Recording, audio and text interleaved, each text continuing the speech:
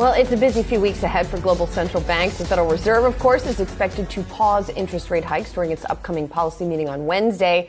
The Bank of Japan is making a decision later this week, and economists expect them to not make a change on rates. The European Central Bank is expected to raise interest rates by 1/4 percentage point next week. So a lot of central bank activity. As we look at today's U.S. CPI print showing core inflation remaining sticky, investors are curious to see what the Fed does next. For more context on the numbers and what the Fed's next move might be, we're joined by Chris Harvey, Wells Fargo head of equity strategy. Chris, I was looking at headlines that the year-over-year number is around the slowest it's been in a couple of years. But this number doesn't feel like we know what the Fed's going to do tomorrow, I think. Right. But it doesn't seem like it's a very reassuring number on the inflation front. Yeah, Julie, I think that's right. I think the word we're going to use is you can't say mission accomplished. The Fed still has to do more. And if you look at the Fed, we're looking at a situation where we haven't broken the economy, right? The job market's still incredibly strong. Inflation is stubbornly sticky, and they're talking about a pause.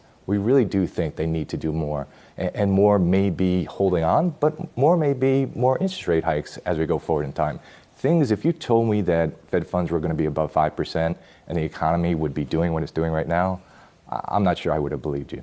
And so for the Fed right now, even as much as they are continuing to do their inflation busting to the best ability possible, where that inflation is also kind of remaining sticky comes to another point in their dual mandate on the employment front, right, where wages are still a concern and how that is factoring in to prices perhaps. Well, wages have been slowing down, so they've been coming in less than expected, and that's good, right? And the job market still remains pretty strong. So I think on that side, their dual mate, they're still pretty good.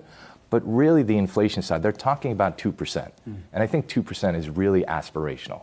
Can they get it down further? Yeah, I do think they can get it down further, maybe with time, but really I think they need to do more on the interest rate side. And I'm a little bit surprised that they're pausing at this point in time, because again, if you had the equity market up 10%, the economy where it is, the job market is strong, I wouldn't expect the Fed to be pausing. But you're right, they signal that. I should expect this pause. We should all expect that, and let's just watch the numbers and see what happens. Yeah, they don't like surprising the market, as we know. I mean, and they're allowing sort of this percolation, right, of the rates to make their way through the markets, I guess.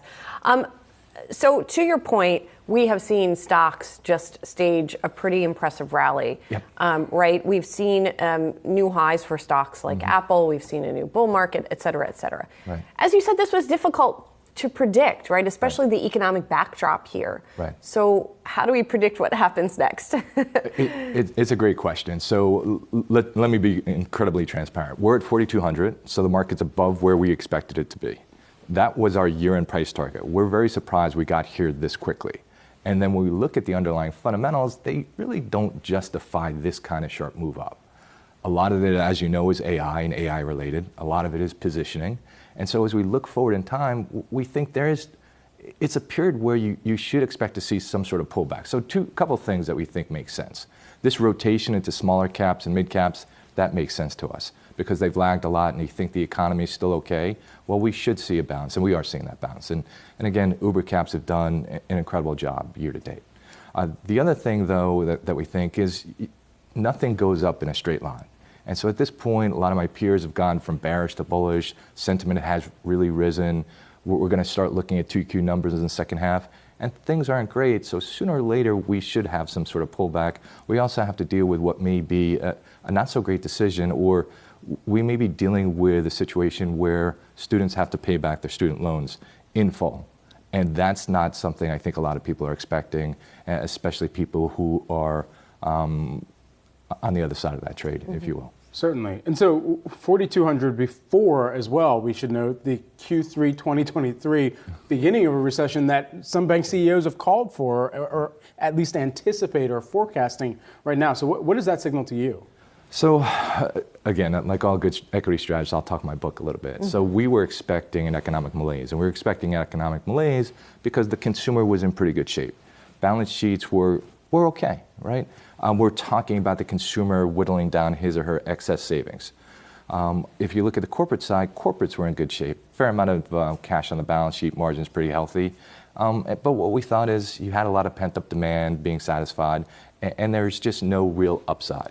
We did think for a moment, especially with the banking crisis, that something bad would happen that would push things over, but that seems to be satisfied.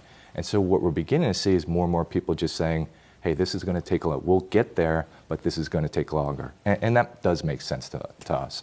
But again, what we're dealing with is the capital markets move a lot faster than Main Street, and the capital markets have moved very, very quickly year to date. So it makes sense to at least have a pause, if not a slight pullback.